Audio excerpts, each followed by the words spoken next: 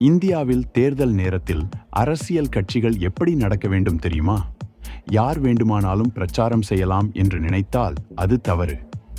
தேர்தல் நேரத்தில் அனைவரும் கடைபிடிக்க வேண்டிய ஒரு முக்கியமான விதி உள்ளது.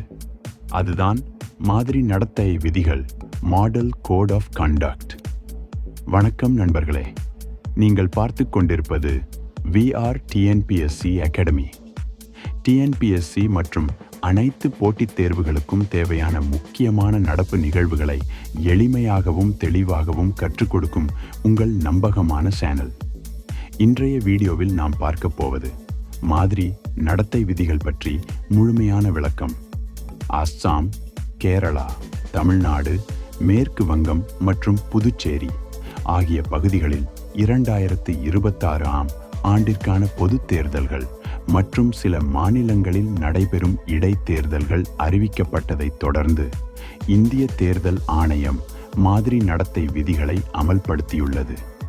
மாதிரி நடத்தை விதிகள் என்பது தேர்தல் காலத்தில் அரசியல் கட்சிகள், வேட்பாளர்கள் மற்றும் அரசாங்கம் எப்படி நடந்து கொள்ள வேண்டும் என்பதை ஒழுங்குபடுத்துவதற்காக இந்திய தேர்தல் ஆணையம் வெளியிடும் ஒரு வழிகாட்டியாகும்.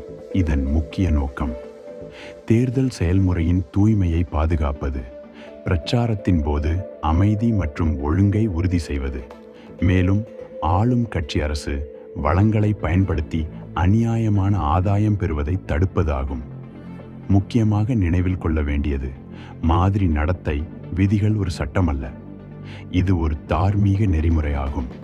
ஆனால் இந்திய அரசியலமைப்பின் 324 பிரிவின் கீழ் தேர்தல் ஆணையம் இதை அமல்படுத்துகிறது.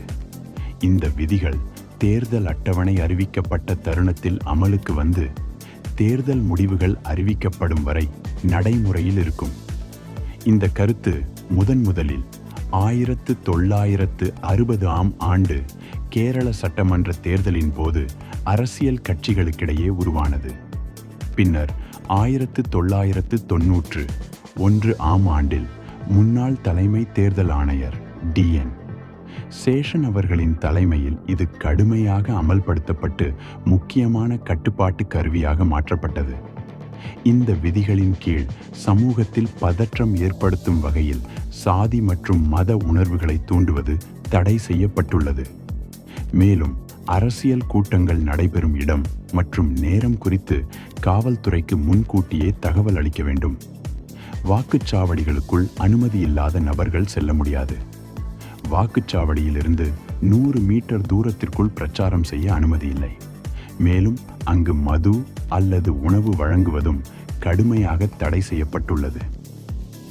அமைச்சர்கள் தங்களது அதிகாரப்பூர்வ வளங்களை தேர்தல் பிரச்சாரத்திற்கு பயன்படுத்தக்கூடாது.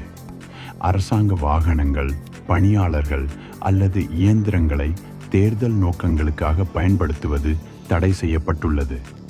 மேலும் ஆளும் கட்சி தேர்தல் காலத்தில் புதிய திட்டங்கள் அறிவிப்பது, நிதி உதவிகள் வழங்குவது அல்லது வாக்காளர்களை பாதிக்கும் வகையில் எந்த முடிவுகளையும் எடுப்பது அனுமதிக்கப்படாது. இந்த மாதிரி நடத்தை விதிகள் தேர்தலை நியாயமாகவும் வெளிப்படையாகவும் நடத்தை உதவும் மிக முக்கியமான ஒரு கருவியாகும். இந்த மாதிரி முக்கியமான நடப்பு நிகழ்வுகளை நீங்கள் தொடர்ந்து கற்றுக்கொண்டால் TNPSC போன்ற போட்டித் தேர்வுகளில் வெற்றி பெறுவது மிகவும் எளிதாகும். இந்த வீடியோ உங்களுக்கு பயனுள்ளதாக இருந்தால் லைக் செய்யுங்கள், உங்கள் நண்பர்களுடன் பகிருங்கள். மேலும் இது போன்ற தினசரி நடப்பு நிகழ்வுகளுக்காக VR TNPSC அகாடமி சேனலை சப்ஸ்கிரைப் செய்ய மறக்காதீர்கள். நன்றி நண்பர்களே, அடுத்த வீடியோவில் சந்திப்போம்.